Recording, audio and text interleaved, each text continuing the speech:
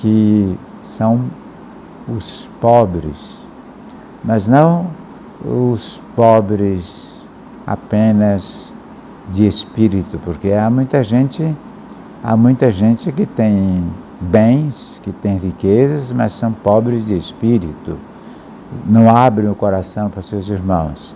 Nós falamos de pobreza concreta, de pobreza daqueles que, alguns dos quais chega até a miséria.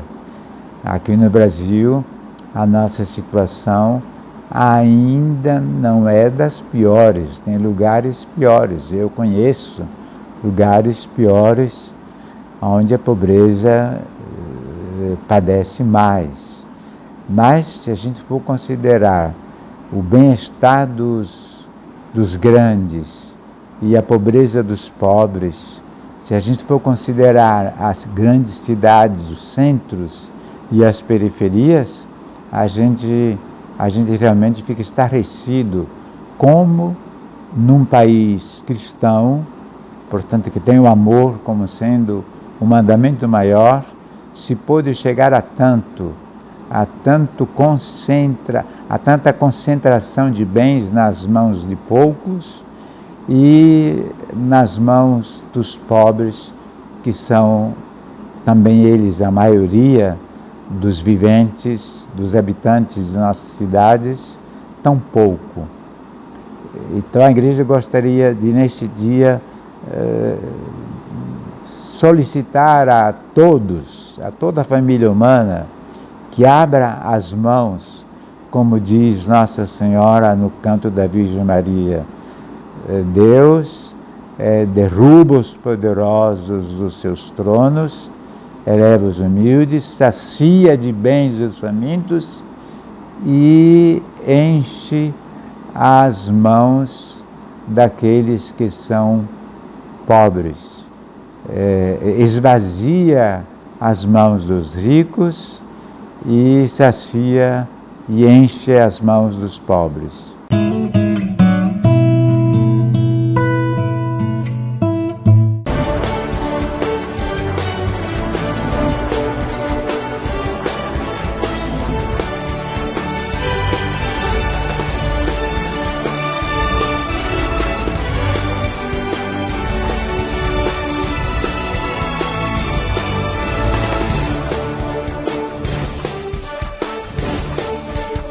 Ovos Josidite, qualidade e saúde para a sua vida.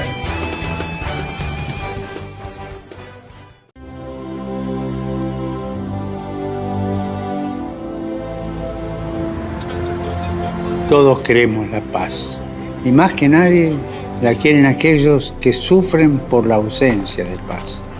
Podemos hablar con palabras espléndidas, pero si en nuestro corazón no hay paz, no la habrá en el mundo. Con cero violencia y 100% de ternura, construyamos la paz evangélica que no excluye a nadie. Recemos juntos para que el lenguaje del corazón y del diálogo prevalezca siempre sobre el lenguaje de las armas.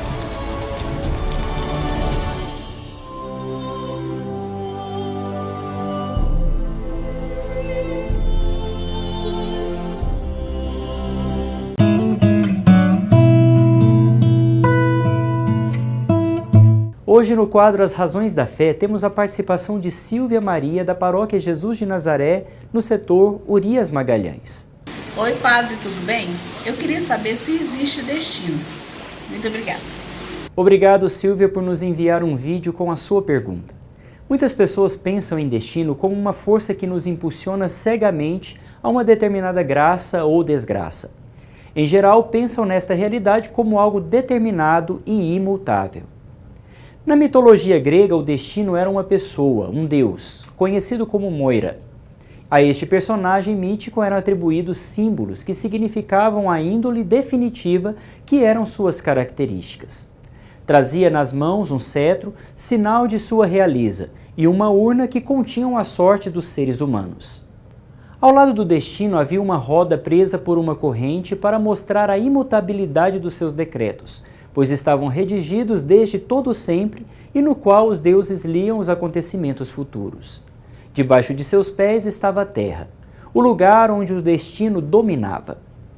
Baseado neste mito, muitas pessoas passaram a crer que o destino é uma espécie de Deus que controla a nossa vida e traça toda a nossa história de modo antecipado, e que por mais que tentemos fazer o contrário, o nosso destino jamais poderá ser mudado.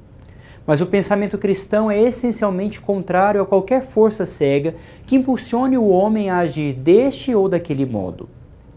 Entre Deus e as criaturas humanas não existe um semideus, nem algum outro ser misterioso que obrigue o ser humano a fazer algo. Deus criou o homem livre e lhe dá a liberdade de escolha e ação. Nem mesmo o demônio pode coagir alguém a cometer o mal. Ele pode sugerir o pecado, tentando a criatura humana, mas jamais poderá forçá-lo a fazer o mal. O mundo pagão admitia o destino porque tinham concepções imperfeitas a respeito da divindade. Concebia Deus semelhante ao homem, e não o contrário, o homem à imagem de Deus. Jesus Cristo veio libertar o homem de todas as crendices e de todos os pavores derivados da imaginação. Ele tornou o homem livre. Este deve responder diretamente a Deus por suas opções e atividades, ou seja, o homem é responsável por seus atos livres. De tudo isso concluímos: nenhum objeto de superstição faz bem ou mal a alguém. Na verdade, o cristão não dá crédito a figas, trevos de 4 folhas e amuletos. O cristão também não crê em horóscopo, pois os astros não definem o futuro do homem. Nem tampouco acredita em cadeias de oração, que supersticiosamente devam ser feitas para evitar uma desgraça em nossa vida ou em nossa família. Isso não existe. Resumindo, o cristão não coloca a sua confiança nas criaturas, mas somente na providência divina que atua em nossa vida pela graça e nos capacita a escolher com liberdade a vida de Deus. Envie para nós um vídeo com a sua pergunta para o WhatsApp do programa Encontro Semanal, 991749290, e esteja sempre pronto a dar a todos as razões da sua fé.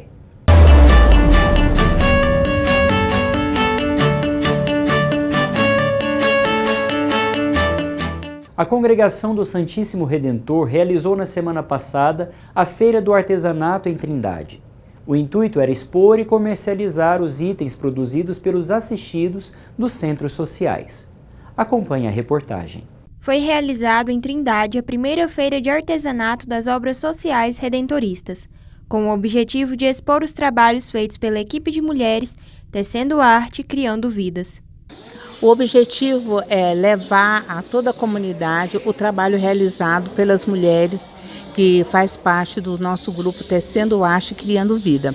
Esse material são feito com as mulheres do Centro Social Redentorista, lá no Ponta Caiana, do SECAM, do grupo da Igreja Santa Luzia e do São Clemente, Centro Social Redentorista São Clemente, que é lá no Mariápolis. Esses 4 grupos se reúnem uma vez por semana para se interagir, conversar, trocar experiência e uma ensinar a outra o que sabe, o seu conhecimento. A Feira do Artesanato foi pensada como uma das diversas ações já realizadas pelas obras sociais redentoristas a fim de levantar fundos financeiros para ajudar a manter as despesas dos centros sociais. O grupo de mulheres Tecendo Arte e Criando Vidas reaproveita lonas usadas nas divulgações das obras para a fabricação de bolsas que são usadas pelas pessoas assistidas dos centros sociais, como explica a coordenadora do grupo, Neide Alves. Então, nós utilizamos muita lona, muitos banners e nós também recebemos muitas doações. E nós vimos a necessidade de transformar esse material em algo que todos possam usar, que é acolhedor para cada um, que ajuda as pessoas a caminhar bem. Então nós estamos fazendo essas bolsas e bolsinhas também que a gente oferece para as nossas crianças e o pessoal da hidroginástica estão usando as bolsas, e isso nós estamos cuidando do nosso planeta, que é uma parte também do nosso gesto concreto das obras sociais redentoristas. A aposentada Divina Maria Gasperini participa das atividades do grupo de mulheres há 7 anos e nos conta sobre a gratidão em realizar esse trabalho. O que eu sei eu ensino, um pouco que eu sei eu passo para elas. É muito bom, isso é minha vida. Eu comecei Apaixonei, porque eu tinha aposentado, né? Já estava com 5 anos e gostei, nunca mais parei. Elvira Ferreira de Azara tem 90 anos e se sente realizada em participar do grupo de mulheres. Ixi, eu acho bom demais. Você falar pra ele aqui? É bom, nossa, a gente vê muita coisa bonita, né? Ela relembra com alegria do missionário redentorista Padre Pelágio, o sacerdote que a batizou e assistiu seu casamento. É muito bom o Padre Pelágio, era bom demais. Eu fui batizada por ele e depois ele me casou também. É bom demais, eu tinha até o retrato dele lá em casa, eu tenho. Eu falei, eu gostava dele demais. De vez em quando eu vou lá na igrejinha onde ele está, né?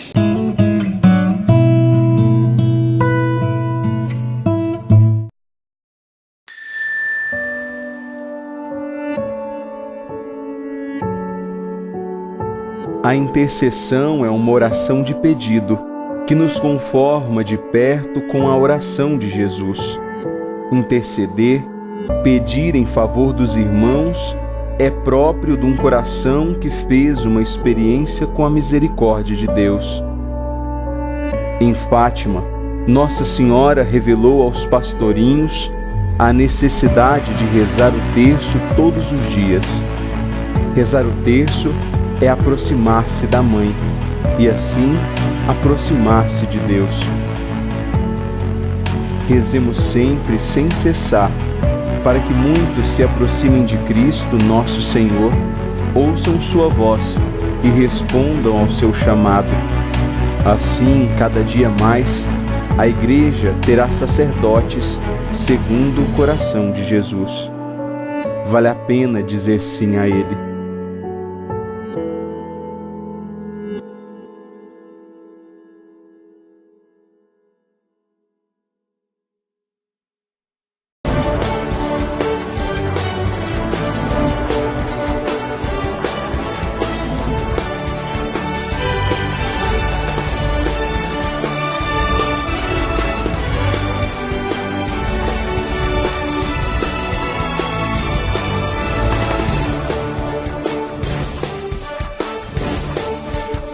Ovos Josidite.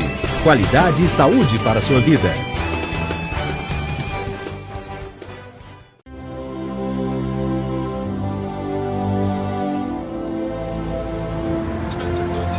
Todos queremos la paz. Y más que nadie, la quieren aquellos que sufren por la ausencia de paz. Podemos hablar con palabras espléndidas, pero si en nuestro corazón no hay paz, no la habrá en el mundo. Con cero violencia y 100% de ternura, construyamos la paz evangélica que no excluye a nadie. Recemos juntos para que el lenguaje del corazón y del diálogo prevalezca siempre sobre el lenguaje de las armas.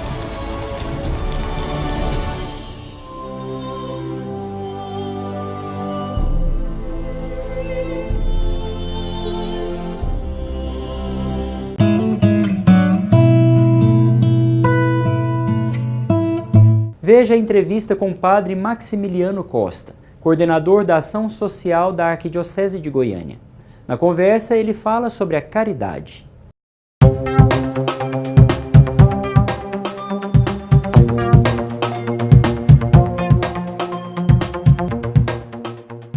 Padre, em que consiste a caridade e qual trabalho será desenvolvido? Bom, a caridade da Igreja é a caridade de Cristo. Cristo é, por excelência, aquele que nos chama a vivermos o amor. E podemos encontrar na própria essência de Deus esse mesmo amor na qual nós fomos criados, e sendo criados por Ele, também somos chamados a viver a caridade no cotidiano, na nossa vida, nas nossas relações. E a síntese dos mandamentos se dá: amar a Deus sobre todas as coisas e o seu próximo como a si mesmo. Então, quando nós tomamos a decisão de seguirmos este mandamento que o próprio Cristo nos indica como prática da vida do cotidiano, com certeza também já estamos vivendo a caridade. E ela se desdobra no cuidado com as pessoas mais pobres, com os mais necessitados. Qual é a responsabilidade social da Igreja, onde e como ela atua? Bom, a igreja sempre teve essa preocupação em auxiliar e ajudar principalmente os mais pobres e necessitados. A opção preferencial de Jesus no Evangelho sempre foi pelos pobres. E, em primeiro lugar, nós devemos levar o pão espiritual, o pão da palavra, o pão da Eucaristia, mas ao mesmo tempo nos preocupamos com a assistência básica, as pessoas que não têm alimentação, as pessoas que não têm onde morar, as pessoas que muitas vezes não têm acesso à educação. E a igreja, com esta missão, né, de viver o amor e de levar esse amor de Cristo a todos os corações, ela também se preocupa. Ela se compadece com os mais pobres e necessitados, porque Cristo também se compadeceu. E diante desta realidade, ela vai atuando na área da educação, na área da saúde, com as pessoas idosas, com as crianças, não é? E com tantas obras que nós temos, que são de responsabilidade da igreja, auxiliado, claro, pelas congregações religiosas, pelas novas comunidades, mas todas elas com essa preocupação de auxiliar as pessoas mais pobres e necessitadas, sendo o sinal de Cristo, para que essas pessoas também experimentem o amor de Deus. Muito obrigada, Padre. Acompanhe essa e outras entrevistas no YouTube, Arquidiocese de Goiânia, e nos acompanhe pelas redes sociais. Até a próxima!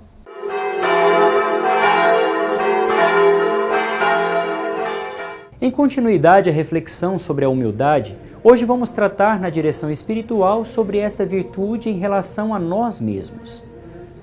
O princípio que devemos seguir se baseia no reconhecimento do bem que há em nós para glorificarmos a Deus, mas acima de tudo também reconhecer o que em nós há de defeituoso, a nossa pequenez, a nossa incapacidade, o nosso pecado, para conservar interiormente o sentimento de humildade. À luz deste princípio, poderemos praticar esta virtude que se deve estender ao homem todo, ao espírito, ao coração e ao exterior. A humildade de espírito compreende 4 coisas. Primeiro, uma justa desconfiança de nós mesmos, que nos leva a não exagerar os nossos talentos, mas reconhecer que muitas vezes não aproveitamos bem os dons que recebemos de Deus. Em segundo lugar, quando fazemos uso dos nossos talentos, não busquemos brilhar e atrair a estima dos homens para nós, mas somente ser útil e fazer o bem. Terceiro, praticar a docilidade intelectual, obedecendo às decisões oficiais da Igreja. E, por fim, a docilidade nos fará evitar a obstinação em nossas próprias ideias e pontos de vistas, que se distanciam da visão da Igreja. A humildade de coração nos faz contentar com a condição que nos encontramos, ao invés de desejar a glória e as honras. Nos ajuda a preferir uma vida simples e escondida das funções de esplendor. A humildade de coração vai mais longe ainda, nos faz desejar o último lugar. A humildade exterior deve ser apenas manifestação dos sentimentos internos, ou seja, as nossas ações humildes devem ser reflexos da humildade interior. Uma casa simples, roupas modestas e limpas nos inclinam à humildade. Ao contrário, mansões suntuosas e trajes requintados sugerem facilmente sentimentos contrários a esta virtude. O porte, o andar, a fisionomia, o modo de proceder modesto e humilde nos ajudam a praticar a humildade. O mesmo se diz de uma pessoa prestativa, que se coloca a serviço do outro, com cortesia. Nas conversas, a pessoa humilde escuta mais do que fala. A humildade é uma virtude muito prática e santificadora, que abraça o homem por inteiro e nos ajuda a praticar as outras virtudes, sobretudo a mansidão, que será o tema da próxima semana na direção espiritual.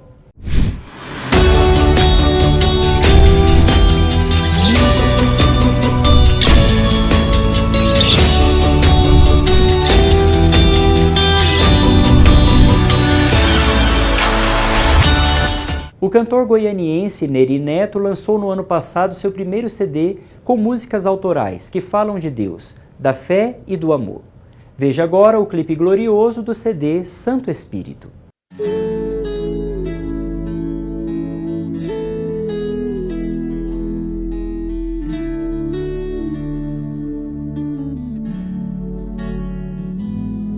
Jesus entre nós agora está, veio nos presentear com força, poder. Jesus, que prazer te ter aqui e poder te sentir como nunca senti. Só posso confiar em quem deu a vida por mim. Só posso esperar em quem comprou a minha pequenez. Glorioso, manda cura e unção neste lugar. É teu dia, só queremos te adorar. Te adorar, te adorar, te adorar. Glorioso, manda cura e unção neste lugar. É teu dia, só queremos te adorar. Te adorar, te adorar.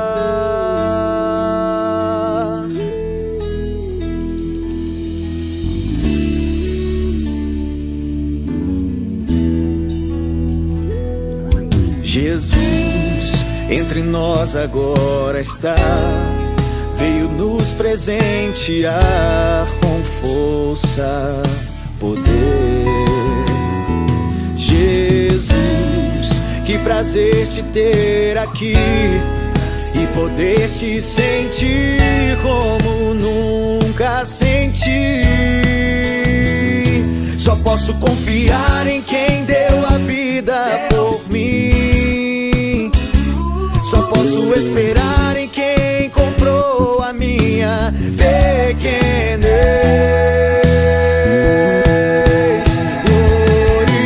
Glorioso, manda cura e unção neste lugar. É teu dia, só queremos te adorar. Te adorar, te adorar, te adorar. Glorioso, manda cura e unção neste lugar.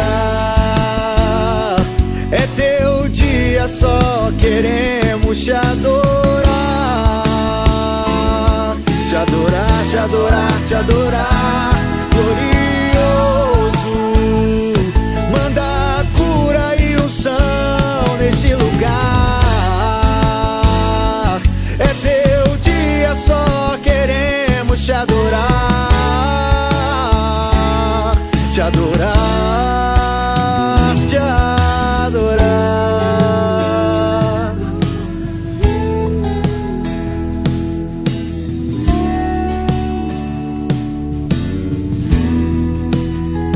Te adorar.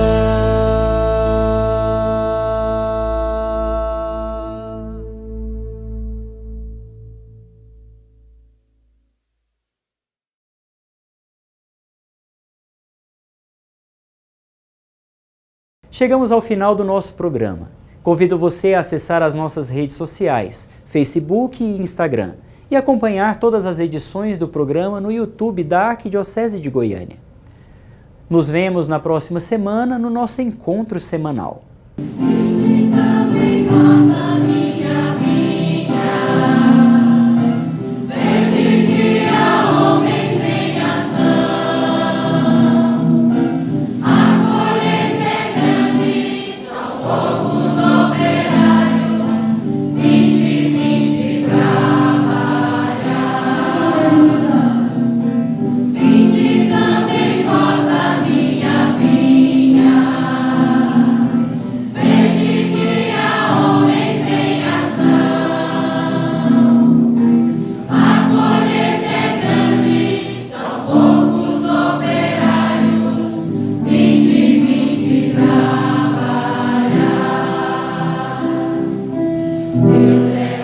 No próximo encontro você acompanha uma mensagem de Dom Washington Cruz para o encerramento do ano do laicato. Participe você também do programa Encontro Semanal, todo sábado às 8h30 da manhã e às 17 horas aqui na PUC TV. Programa Encontro Semanal. Oferecimento Beleza e Cia, a vida com mais estilo. Ovo Josidite, Coma ovos e ganhe força.